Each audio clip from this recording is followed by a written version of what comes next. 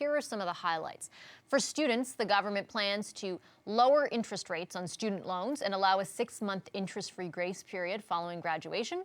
It also revealed a first-time homebuyer incentive that helps lower monthly mortgage payments for millennials. And the budget announced a couple of expanded benefits for seniors, like making it easier for working seniors to keep more of their money. But all of that spending means deficits, and the Liberals still have no plan, or didn't articulate one in this budget at least, to return the books to balance. Is the spending sustainable? Should voters be okay with multi-billion-dollar deficits? Rebecca Young is Director, Economic and Fiscal Policy at Scotiabank Economics. She also worked for the Federal Finance Department from 2006 to 2015, and she joins us now from Toronto. Hi, Ms. Young. Great to see you. Thanks for your time.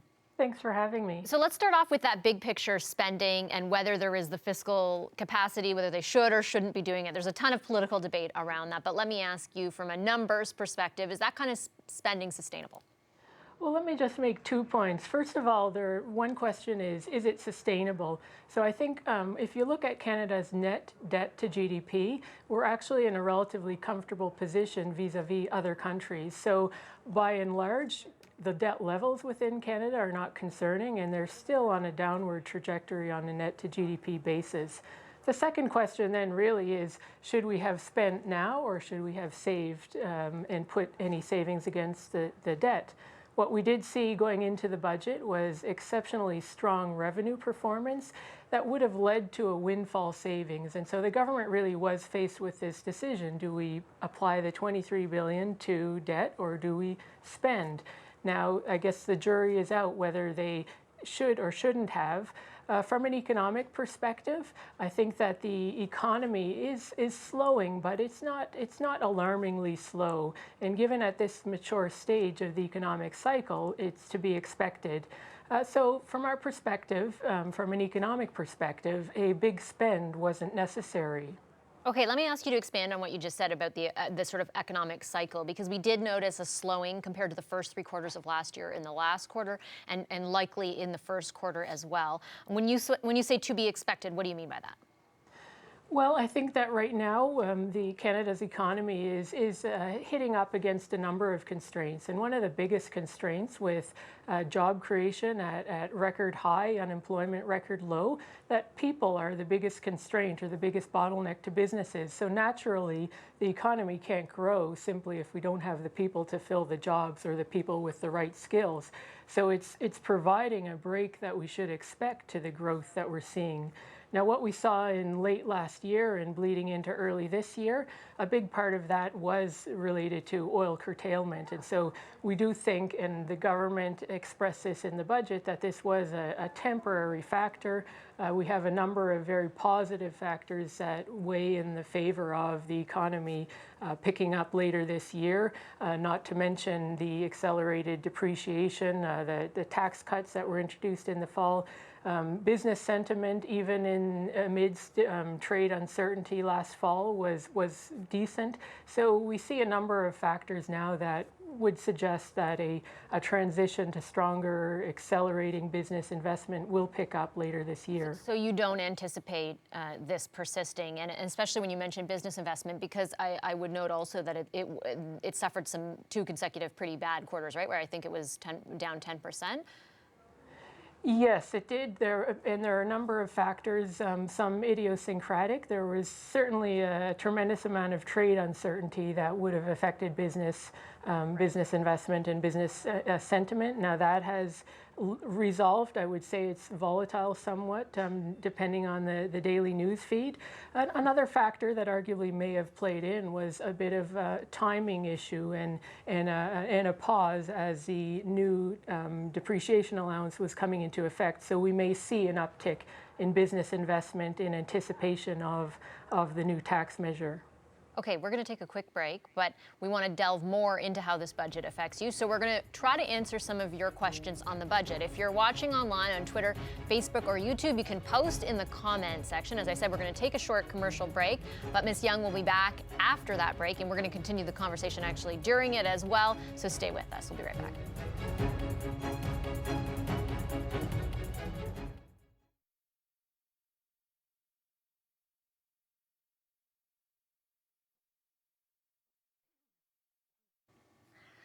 All right, so we are back in the middle of the commercial talking to Rebecca Young, the Director of Economic and Fiscal Policy at Scotiabank, trying to get a better look at the budget. Let me ask you about one of the big ticket items of spending that we were all talking about yesterday, and I think a lot of people certainly who are looking to get into the housing market are focused on. The measures the government announced related to that, encouraging or allowing more people to get into the housing market. Do you think they'll work? I would say they will work, but the impact will be modest. And so if we take a step back, and really I think there's general consensus that housing supply is the real issue here. Again, the constraint that is pushing up prices, particularly in key cities. But there are limited tools that the federal government has within its powers to exercise or initiate change within the supply side. So I think, to be fair, I think that they have made tremendous efforts to both incent on the supply side, whether it's an increase to the incentives for new home builds. Now they're looking at sort of two different objectives. One is the first-time home buyers, so really the household affordability for a younger generation that simply can't save enough to afford a down payment on their first-time home. So I think that this is a very circumscribed measure. It's not a big cost item for the government. It could make a difference for a very small set of millennials, to be honest. Why do you say that? Well, even by the government's own estimations, they expect about 100,000 individuals will take advantage of this tax measure. So that is a relatively small percentage.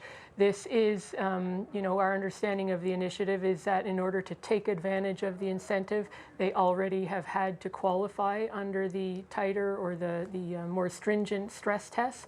So we're not bringing in new buyers. These are ones that would already have qualified. What we're simply doing is putting more money back into their pockets, more or less. I have to interrupt you. I'm sorry, because we're going to head back into the show. We're just going to end the commercial break now, and we'll be up in a second.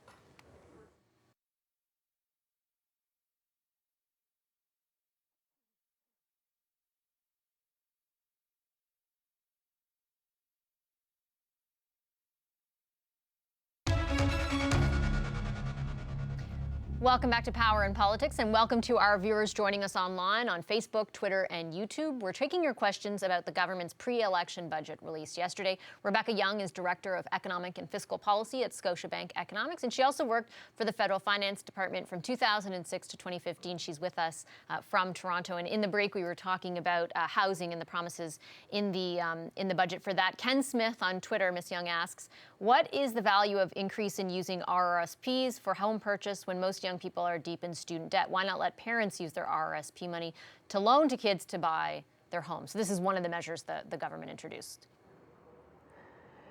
Well, I think there are two different aspects to that question. One is, I agree, one of the challenges for millennials is coming up with that down payment, and so the chances that they also have a nest egg in RRSPs is quite unlikely.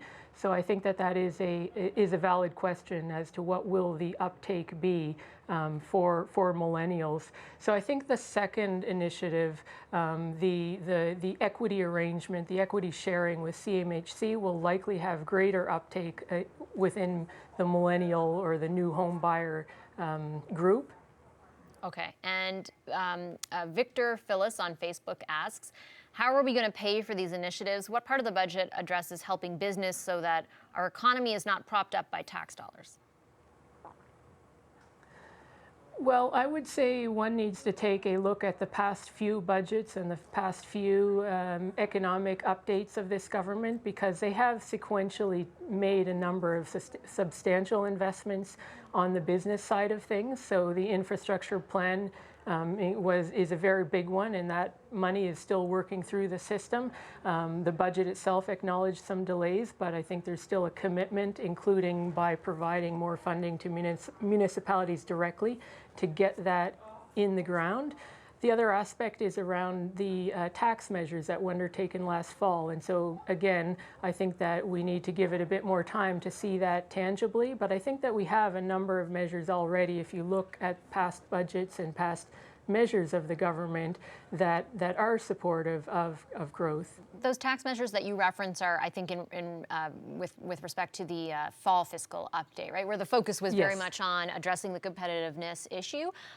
You say we haven't. I'm wondering what your assessment is of whether or not those measures, that tax break intended to spur capital investment, is working. I know it's early. Yes, yes. I would say it is early. I think that internationally it certainly has incented business investment, but we'd also have to look at other business constraints. And so, uncertainty has been a big one. And so, certainly efforts to reduce trade uncertainty should help.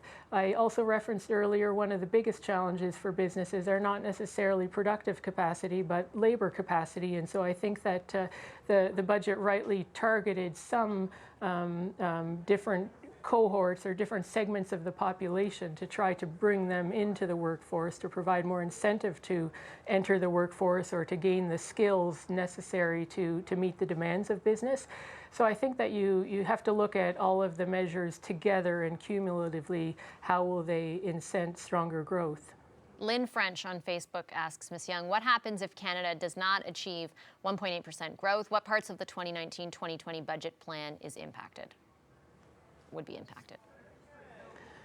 Well, I would first start by saying that the government does include a risk adjustment factor. So if you read the fine line of the budget, they do provide themselves a cushion within their fiscal projections, and that's $3 billion a year to absorb a shock to growth. And so that's certainly one factor that would offset any surprise on the downside to stronger growth.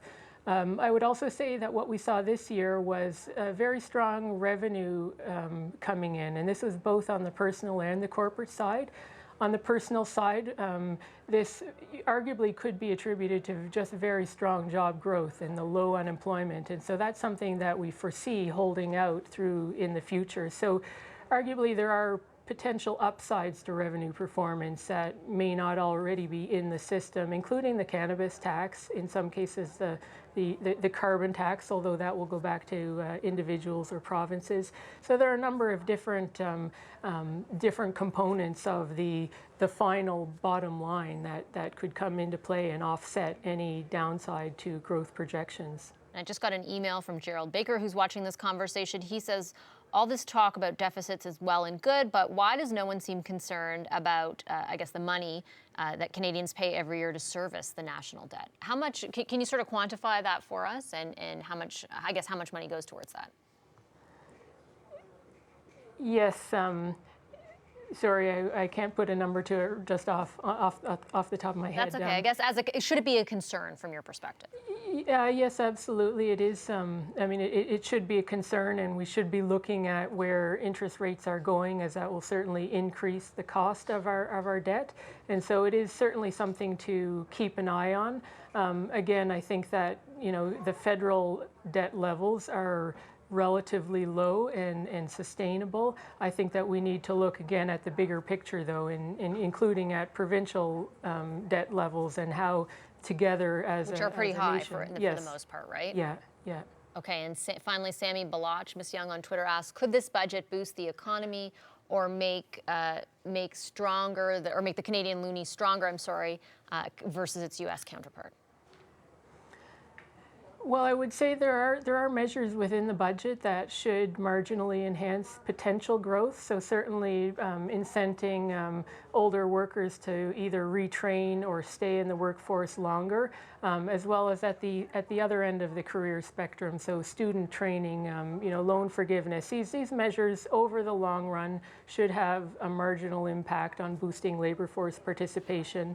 I would say that we've kind of missed the mark on the biggest opportunity within Canada, which is female labor force participation, where the gap between male and female is still very large. And so if we can figure out how to get them into the workforce, I think that's really where we will see a big growth dividend. Do you think childcare could have made a difference? Would you have liked to see something around that in the budget?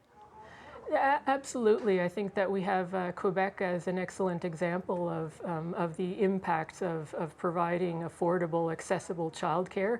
Is that Quebec witnessed a dramatic increase in female labor force participation, and in fact, then the revenues from personal income tax from this increased labor, it pays for itself over time. So it really is, it really can make a difference to drawing women either back into the workforce or into the workforce. All right. Sorry, go ahead. Go ahead. And I should say it would have the double bonus of also addressing household affordability. So having, if you can bring a household from a 1 income to a 2 income, even amidst house price pressures, that can make a very big difference to a family. Okay, I have to leave it there, but thank you so much. Thanks to Rebecca Young, Director of Economic and Fiscal Policy at Scotiabank Economics. And I want to thank all our viewers online for your questions. Really appreciate them, and keep them coming. We'll effort to answer them throughout the week. What happened behind closed doors, meanwhile, at a Liberal caucus today? Katie Simpson is here with some exclusive details right after this break.